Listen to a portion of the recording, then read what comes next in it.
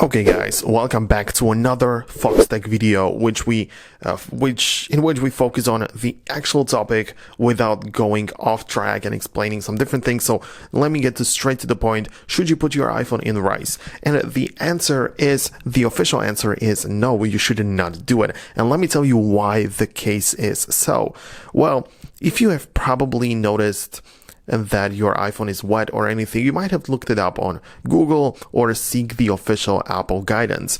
And there is an entire page on the Apple support website where it tells you what to do in case you see a liquid detection alert, something like this. I made a very specific video just about that where I explain everything that might have happened with this pop-up. But if you scroll down long enough, it tells you what to do in this case and what not to do.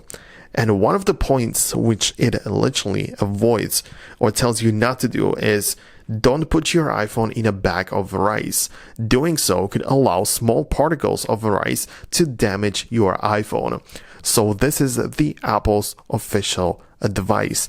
And I know that iPhones are generally waterproof or they have some sort of water resistance available. So even if it fails, like bringing your iPhone, putting it in a bag of rice, it's not going to help it. If the actual, the seals around the ports or around the SIM port or whatever, if this just got damaged, putting your iPhone in rice is not going to help, and it might damage it as it tells you. Like, obviously it is your phone, so you can go ahead and do whatever you want with it, but I'm just telling you what the official answer is, so in case you bring your iPhone back to the Apple store, tell them what's going on, they will probably know that you put it in the bag of rice. So it's up to you to decide what you want to do with it, but I'm just showing it to you officially what the official answer is. So I hope you found this video useful. If you want to see more content like this, leave a thumbs up, but most definitely check out the Foxtecc educational platform, which is free to join for anyone. You can go ahead and click the link down below in the description,